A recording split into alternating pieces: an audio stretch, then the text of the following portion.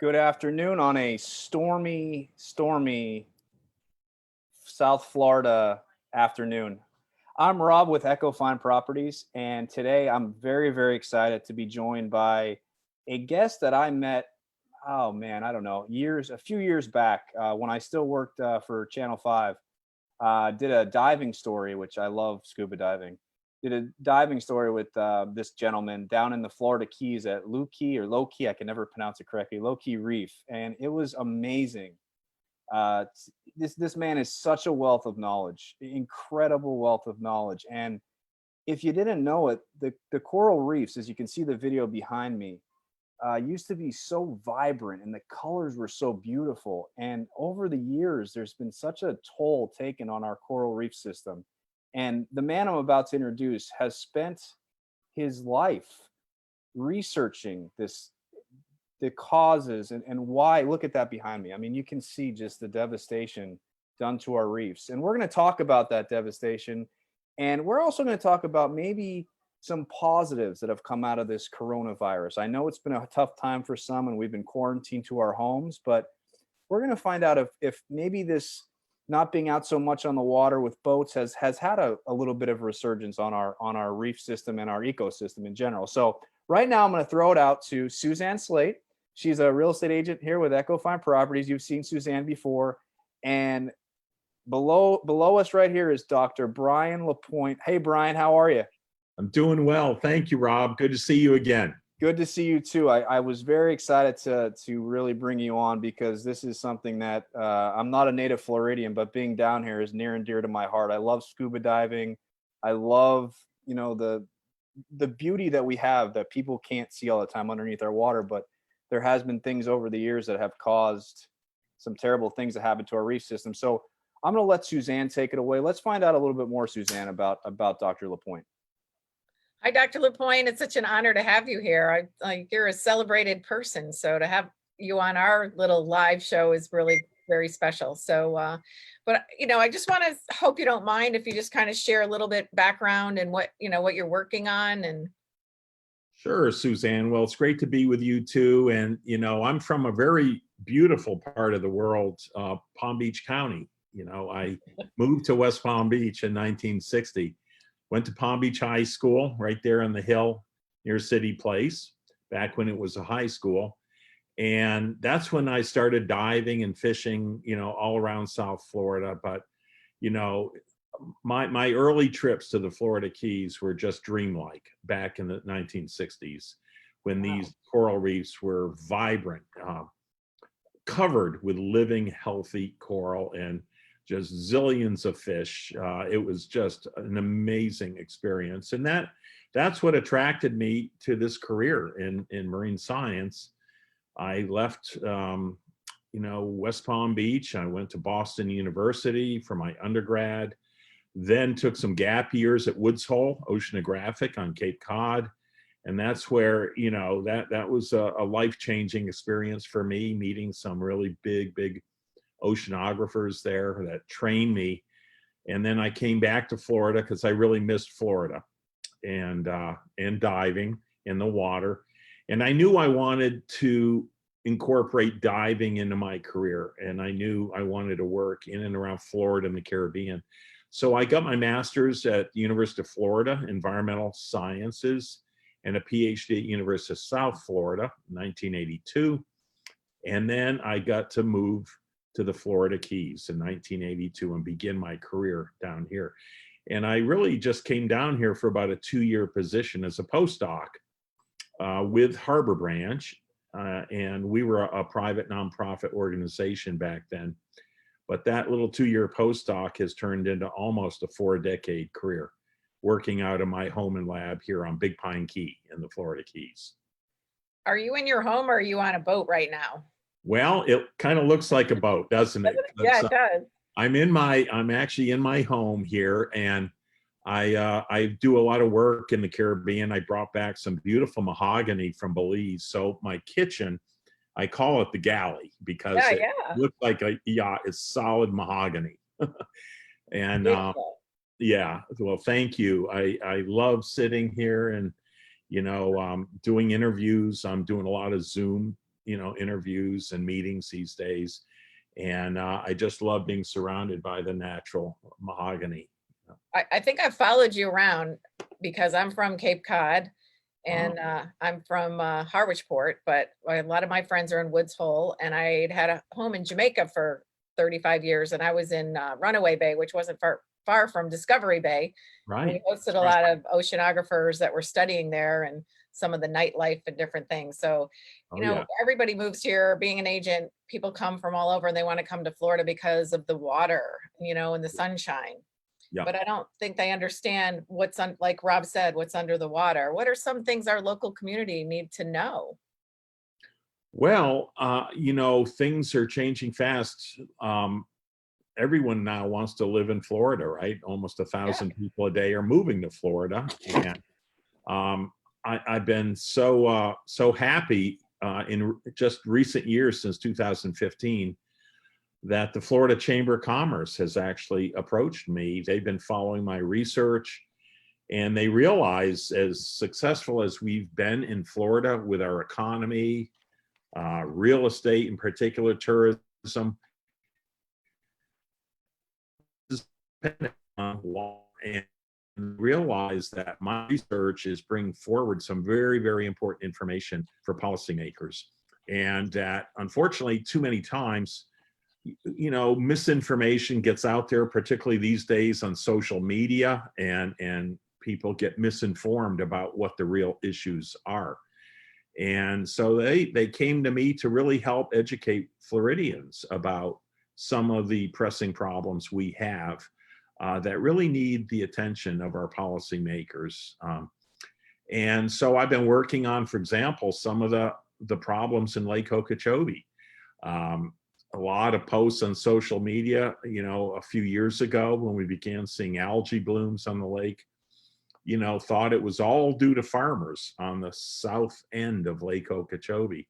And I know you all have heard that, particularly the sugar farmers. Well, guess what? Their water goes south towards the Everglades and the water conservation areas. It doesn't go north into the lake.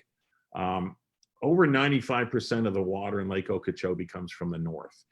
And so if we're going to solve the problems at Lake Okeechobee, and we have to focus more north of the lake. You've been to Orlando, as many of your listeners have, and viewers, and how fast that area is growing, not just tourism, but residential growth as well.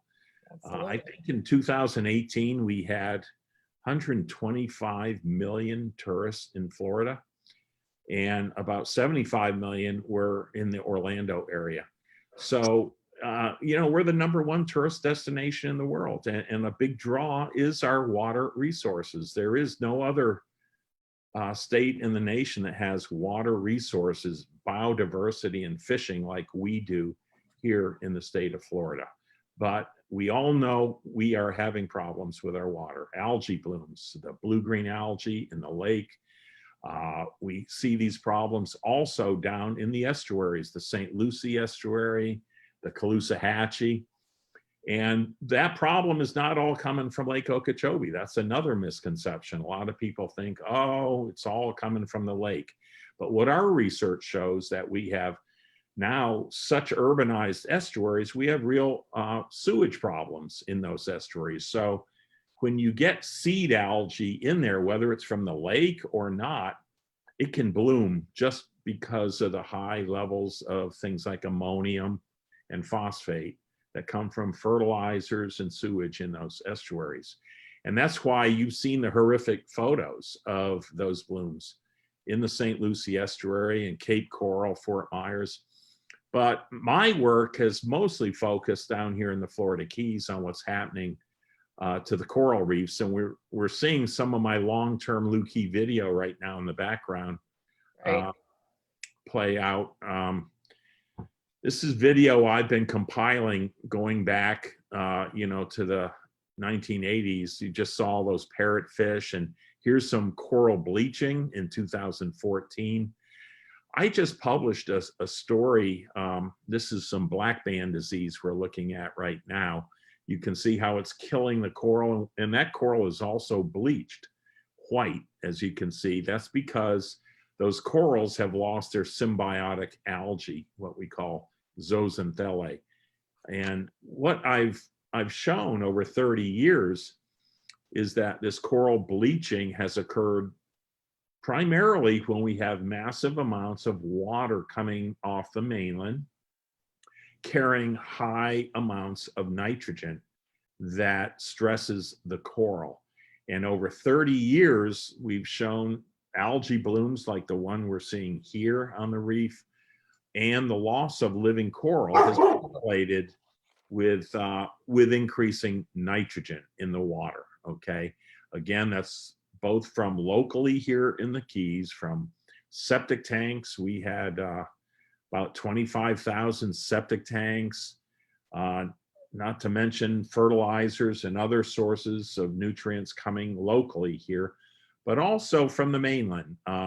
Lake Okeechobee water that has been increasingly sent south into the Everglades. From there, it goes into either Florida Bay or the water in Mexico, just north of Florida Bay, where it makes its way down to the middle and lower Florida Keys. So we've analyzed satellite imagery. We've looked at the nutrients in the water. We've analyzed nitrogen isotopes in the algae itself. And we see very clearly, you know, that a number of different nutrient sources are involved, and that we are connected to the mainland down here, whether we like it or not. The water from Orlando south moves southwards down through the lake. It can come out the Caloosahatchee River and come down the coast, or it can come straight down through the Everglades, Shark River, and come out right on the west side of Florida Bay and make its way down. So this is what's really feeding our algae bloom problems down here, which is blocking light that the corals need. It's fostering coral disease, coral bleaching. And the sad news is, in my brief career of 4 decades, in terms of the long life of these coral reefs that are thousands of years old, I have witnessed and documented pretty much the collapse of these living coral reefs.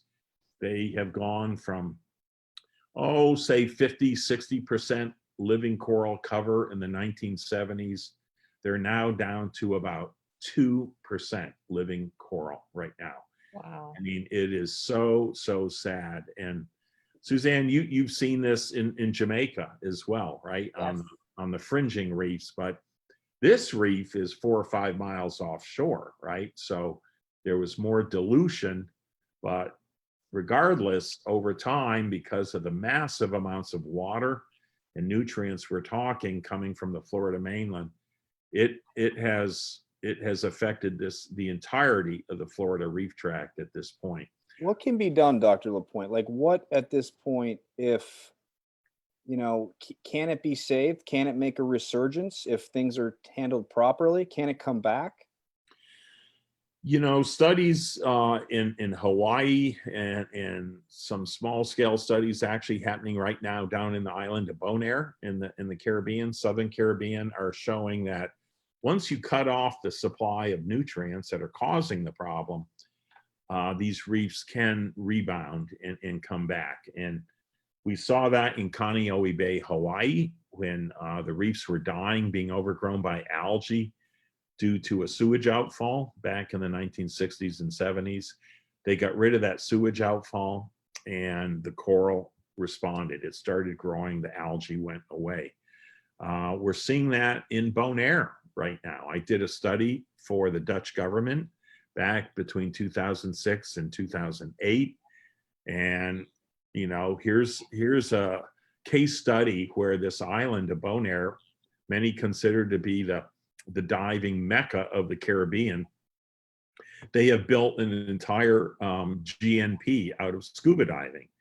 Bring a lot of divers down. They built resorts to cater to those divers. But guess what? All these resorts were on septic tanks. Sewage leaching onto the coral reefs, right? Where the the guests and the clients were diving. And so year by year, those guests would come and they'd go, ooh, Reef's not looking as good this year as it was last year. And you know, that trend was continuing to the point where they brought me down and I said, you've got a water quality problem here. You need to get some sewage treatment. And they built a sewage treatment plant around 2011. It's gone online, and guess what? The reef is recovering.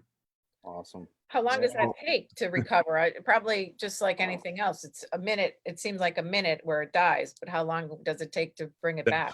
Exactly. We can kill them very, very quickly, but like these corals that are dead, many of these are hundreds of years old, these big brain corals, for example. Right. So it's going to take hundreds of years to grow a big brain coral back. It's not going to happen overnight. You know, we've killed them in just a few decades, right? So we have to turn the corner, and I've been working with the Florida Chamber and, you know, giving talks. I gave a talk to the Florida Senate a year and a half ago on this issue. I said we need to get Florida off septic tanks as best we can around sensitive water bodies like freshwater springs in North Florida and Central Florida, areas around Lake Okeechobee, and look at that basin, the Kissimmee Basin between Orlando and the lake. A lot of septic tanks in that area. That population's growing very quickly. We can do a lot better. You know, the technology for wastewater treatment, including nutrient removal, has gotten so good. And the good news here in the lower Florida Keys, we have a new central collection sewage treatment system that's removing 98% of the nitrogen from the sewage. Okay, and so we are already seeing improvements in the nearshore water here. The canals, the nearshore environment is getting better. But because we've had these wet years, Hurricane Irma, all that storm water, right, coming off that amazing, really epic flooding event we had, you know, that triggered all these harmful algae blooms we saw in 2017 and 2018. The blue-green algae blooms in Lake Okeechobee and the Caloosahatchee, the red tide. Remember when the red tide came around to the East Coast? That was such a big red tide on the West Coast, it got carried around by the currents to the East Coast of Florida. That was the biggest red tide we've ever had. All these algae blooms are getting worse and worse and worse because they're growing as a function of population density. Now, what does that remind you of? COVID, right? Yeah, right. It works the same way. More people, more waste. In fact, now we're very concerned about COVID in wastewater. And there was just an article in the Sun Sentinel Saturday about that issue. How safe is it to go to the beach or, you know, swimming in areas where you have a lot of septic tanks and poorly treated sewage? Because there are reports that there is COVID in human wastewater. Wow. How long does it last? We don't know, you know, but that's something we really need to know more about. What can people do? You know, you say it a little by little. If everybody did a little thing and a little thing here, it adds up to a bigger picture. What are some small things that people can do to help the reefs? I mean, the Keys is it's a big part of the economy down there is the diving. But what can be done to help? You know, I've heard sunscreens. There's certain sunscreens you should put on, and others that basically it's the chemicals that you're putting into the water. What little part can people do? Well, the scientist that did the work on the sunscreens actually is a colleague of mine, and I know that research came out, and there were laws passed in Hawaii and also in Key West to limit those sunscreens that have those harmful chemicals in them. But then there was a lot of pushback by the sunscreen industry. So I don't know where that stands right now, but at any rate, there are a lot of sunscreens on the market, and you know, anyone that comes down here can certainly select these coral safe sunscreens. They're out there on the market right now. So that is certainly one little thing that everyone can do when they're coming down here to snorkel or dive around our coral reefs. Another thing is just to, to perhaps contact your representative or senator from your district regarding the Clean Waterways Act. Now, this was an act passed this year by the House and Senate. It's awaiting the governor's signature, but this will kind of help get the ball rolling to improve wastewater treatment. Okay, there's so much money needed to do this. We're talking billions of dollars. This is going to be an expensive fix, but we really have to make this investment in Florida's water future, and we think it's right up there. You see millions and billions going to Everglades restoration. We really have not been funding Florida's critical stormwater and wastewater infrastructure that needs to be fixed and upgraded. The funding really needs to be right up there.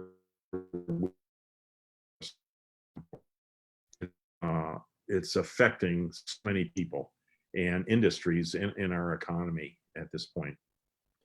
I have a question. Go ahead, Susan. Can you explain, people say may not, they're not divers, they're not underwater, they don't go to these reefs.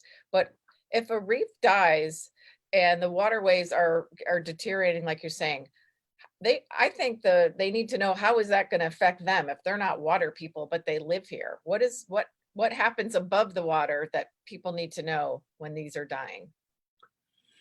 Well, that's a good point, and I know Florida's been criticized, for example, by not posting health advisories, for example, around these algae blooms, the blue-green algae blooms, because those are serious health hazards, right? And the health department really does need to post those areas and make the public aware to avoid those areas if they want to go fishing somewhere in the St. Lucie estuary or wherever those algae blooms are happening.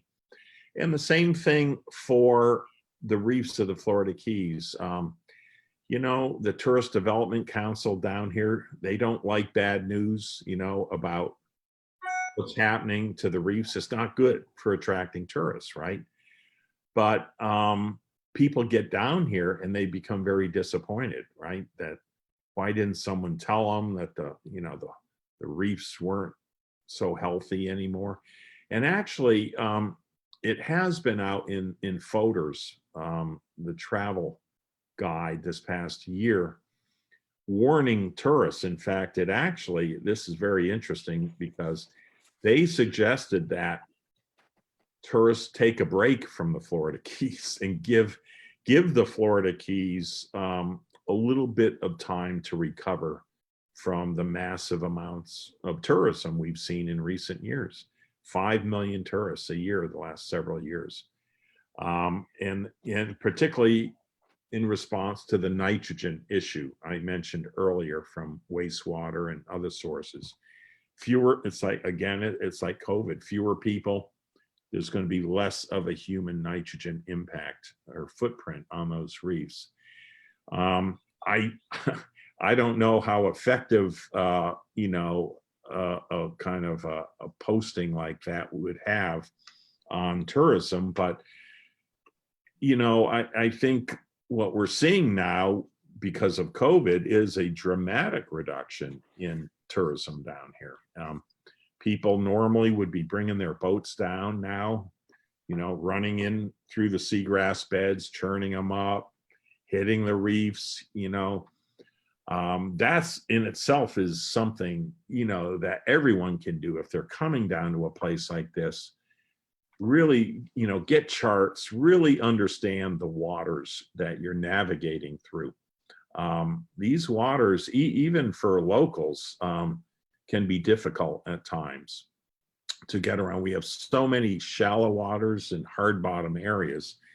So careful navigating so you're not, grounding your vessel, the little bit of coral that remains, we need to protect every little bit of it we can, hoping that we can turn this trend around as we improve water quality. So that's another thing is being very, very careful when you're down here boating and diving. And of course, for the divers, I still see this a lot. Divers going down and their buoyancy is not good. They're negatively buoyant. They're sinking down to the bottom and standing on the living coral, or kicking up the sediments with their fins, creating turbidity that can be harmful to the corals as well. So again, that's something all divers should be able to do, is control their neutral buoyancy so they're not, drifting down to the bottom. You kind of just made mention of it, but what have you seen so far for the past, I don't know, when did we go into quarantine? It feels forever ago, but since maybe St. mid-March. Patty's Day. Since Same- St. Patty's Day till Yeah. now. And I Near heard 30. I heard the keys, like, what have you seen with water quality and seagrass and all that? Have you seen a somewhat of a resurgence in it, or what have you seen? Well, I have the water.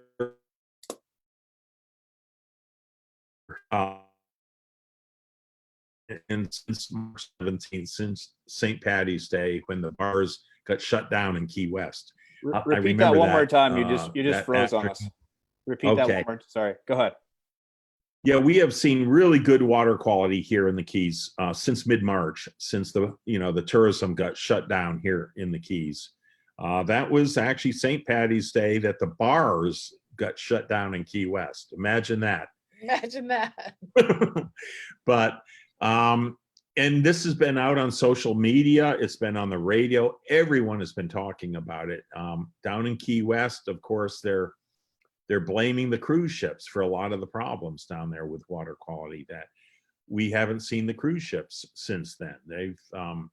They have not been coming in, and we can get several large cruise ships a day. And as they come in and leave, they churn up the bottom and create these big silt plumes. So what we're seeing, people are enjoying the improving water quality to the extent that they're now circulating petitions to limit the size of the cruise ships and the numbers of passengers daily allowed in Key West. And I think it's getting a lot of traction with locals in Key West that are actually really enjoying owning Key West again, right? That they can get out in the streets. The traffic down here is just disappeared. Recently, in the last couple of years, it's hard to even get out on the highway with all the tourist traffic. So we've all been enjoying this. It's like going back to the 1970s here, including the water quality. It's been very, very good, but we have to remember this is the dry season. And as I mentioned earlier, all that water coming south from Lake Okeechobee and further north from Orlando south, that's been minimized in this very dry season. As you know, they lowered the lake level last year to very low levels. It's at 11.4 feet or so right now.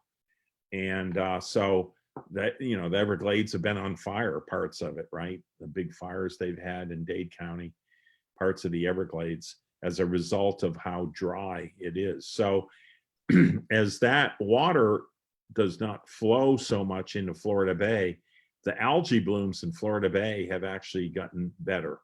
Okay, the water has cleared up. Now that's not due to COVID, but that is another factor that's helping produce the really clear water we're having right now. And Dr. Lapointe, I guess for outsiders, and I don't mean that in a bad way, for tourists that come from all over the country to visit the Keys, I'm not a native to Florida, but my family loves to vacation down in the Keys, and the people down there, the Keys are just I always say it's like you're in a different world. It's you could have the worst day in your life and you're a day in the Keys, all your troubles are gone. But when you look at the water and you talk about the clarity and the clearness. For someone outside, they look at it and like, wow, that water, like behind me right now, there's the water. Look at how clear and how beautiful that water is. So explain the difference on what it really, I guess, should be to what it is right now, even though you've seen it change. What should it be like? Well, I just published a study last year, a 30-year study, and what it showed is that as the nitrogen has gone up in the water, like ammonium and nitrate, just like an aquarium at home. Look at the water right now, how green it is with that Goliath grouper behind you, Rob. And there you go again. Look at that green water, okay? The water used to be more of a blue color, okay? And you can see offshore that blue water further out offshore in the shot right now. That is the way the water used to be, even in our nearshore areas. So for those who maybe go to the Bahamas a lot, you still see that blue water along the beaches in the Bahamas, right? This is the result of the runoff from land. The nitrogen is basically causing little algae, phytoplankton. These are tiny little microscopic algae to grow. And it's their pigments is what you are seeing color that water green. So it's an algae bloom, and it blocks light. That so because in the old days, the tourist brochures would describe the water of the Florida Keys as gin clear, right? Gin clear, like our springs, right? And they used to be like that. Today, they call them emerald green, okay?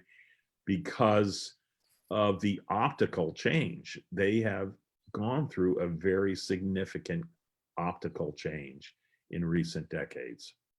Incredible. And this is a result of the nutrients. Suzanne, I told you, what a wealth of knowledge, Dr. Lapointe. It's amazing. I want to go in his kitchen. I want to be there right now. I'm telling you, we could, Dr. Lapointe, we could have you on for 4 hours. I'm just so interested in and the work that you do. I have to commend you. It's amazing, Suzanne. I tell you, when I went out a few years back with Dr. Lapointe, we got on the boat with Jay and we went out and dove down there and Loki, and he had his whole, his kit, I guess, as you want to call it. He's collecting samples and he's explaining. It was blowing my mind. And just he's invested so much into, this, our it's our ecosystem. It's what people, we love Florida. We love our beaches. We love scuba diving. We love snorkeling. But if we don't continue to do our part, it ain't going to be left. And then there's going to be no tourism. Dr. Lapointe, is there any way that if people are watching this or watch this at a later time, if they're interested in helping out, is there a website that they can go to? Is there anywhere where there's donations? I don't know how that works. Is there anywhere where people can go? Yeah, they can go to my website, Florida Atlantic University, Habor Branch Oceanographic Institute, okay? And I'm in the Marine Ecosystem Health Program. And so they can go to the actual FAU website. They can find my page on it. And then on my page, I actually have my own personal website, a link to it, the Lapointe Hab Lab. And so, in fact, they could just go directly there, LAPOINTE, Lapointe Hab, HAB. That stands for Harmful Algal Bloom. Lapointe Hab Lab, LAB. And that should pop right up. And that's my personal website. You can leave messages there for me. And you can also email me. My email is on there as well. And yeah, I knew growing up in West Palm Beach, this is what I wanted to do. It's what I was really passionate about. I love diving. I love the biodiversity, we had in Florida. We of course have lost a lot of that. But to me, it's a lifelong quest that I've been on to do whatever I can to study it and use sound science to try to protect it. And to me, it's just it's a gift every day. I wake up and I am so happy to be able to do what I do. I feel really blessed to live here in the Florida Keys and do what I do, because at the end of the day, it's kind of like if you love what you do, you don't work a day in Love your life. Yeah, right. Yeah. exactly. And I have to say, he, like I said, Dr. Lapointe's dedicated his time. He said this is what he does. This is what he loves to do. Incredible, Walter. We'd love to bring it back on again because we can talk for hours. It's one of those subjects that it's near and dear to my heart. When I met Dr. Lapointe, I was absolutely blown away. And I saw a post, like I said, I think it was a few weeks ago, you posted something. I says, he'd be the perfect interview, Suzanne, for what we're talking about. Because the people who buy homes in Florida, they fall in love with the home. We always talk about, Suzanne, but it's the surroundings in Florida. Yes. It's being outside, it's enjoying the water, but it's finding out ways to enjoy the water and maintain it. And don't leave your trash laying around at the beach. Don't be dumping things into the water that you shouldn't be dumping into the water. Contacting your local congressman, like Dr. Lapointe saying, it's just incredible the work you do, Dr. Lapointe. I have to thank you. Suzanne, any other questions that you have that you're thinking about? Or Well, I have kind of shut off the TV in the last 2 weeks. It's changed my life because I just don't know if I'm getting the right information, or if they'll say one day do this, one day do that. Where is like a really good place for us to point people to read about what's happening that is telling the truth? Or, I mean, you go to FAU, correct? Or somewhere you can send us that we can put with this when we post it, that people can go and read about it and know they're getting the latest and greatest, if that makes sense. Yeah, you can definitely go to the Habor Branch website. And also I have some lectures on YouTube that have been recorded. And Awesome. I just gave one, let's see, I think January 29th, on my 4-decade quest of studying coral reef decline in the Florida Keys. So you could go and watch that whole 1-hour show, which ends with a short video I did for the Florida Chamber of Commerce, interviewing people about the reefs and their importance to the economy and just people's lifestyles Do you have a Facebook page that people can follow? I do. I have a Facebook page they could come to. In fact, I just posted an article. I was just interviewed by the Sun Sentinel about coronavirus and sewage. I do a lot of work with sewage, septic tanks and sewage impacts on the Indian River Lagoon, for example. Everyone thought that was farmer runoff. Once again, blaming it on the farmers, not realizing that most of this problem is not coming from the farmers. It's coming from urbanization and inadequate wastewater treatment. So I've just published a paper about that. A lot of this is in the media, but you can come to my Facebook page and see. I try to post all these interviews I do, and a lot of the videos I do on my Facebook page. And I also work on the biggest algae bloom on Earth, this sargassum that's washing up on our beaches. And that's been in the Palm Beach Post. Kim Miller has done some really great stories on that. She's been wonderful. She's great. She actually did an interview for my son had cancer when he was little, and she did an article and followed him all the way through his treatment. She's great. Listen, she's world class. Her stories are getting picked up by USA Today, the Tampa Bay Times. Good for her. They're going right to the top, as well they should. She does her homework. She gets the truth out there, and it's been really wonderful working with Kim. That's awesome. That's good to know. Well, I would like to thank you again, like I said, for joining us today. And when this whole coronavirus is over, me and Suzanne will have to take a drive down and on your door and have a beer or two and talk about the state. But it's, again, for those of you out there just watching on Facebook or who are going to watch this video later, it's Dr. Brian Lapointe from FAU Habor Branch, a wealth of knowledge over, what did you say, Dr. Lapointe, 40 years? 4 decades, yeah. 4 decades. 39, soon to be, yeah, almost 4 decades. And he just turned 42 yesterday, so it's incredible. Incredible. But, Took him yes. 40 years to grow that, you know. Yes. That's right. Yep. It's this is Very my becoming. I know it. I'm getting a lot of comments on Facebook about it. I'm looking very distinguished. In fact, this is the longest my hair has been since the 1960s. I know how to braid. I'll help that. He may be the Florida Keys Santa Claus this year. I don't know. What There do you think? go. Oh, there you go. But if you're just watching again, you can go to the Lapointe Hab Lab. Am I correct, Dr. Lapointe? Correct. The LapointeHabLab.com. So it's and then Lapointe, LAPOINTE, Hab, HAB lab.com.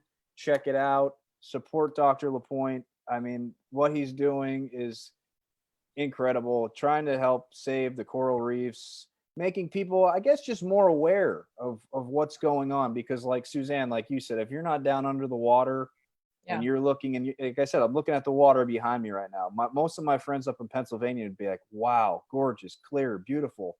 It is, but it still could be a lot better than what it is. And Dr. Lapointe's research has shown this over the years. Yeah. And we thank you for that. And you know, what I've done down here is interesting because my recent research shows the importance of cleaning up that water north of Lake Okeechobee. It'll protect all of us in South Florida if we can store and treat more water north of the lake. That's interesting. I have a septic system and I'm not happy. Yes. Yeah, exactly. That was the best thing when I got rid of mine down here in 2017.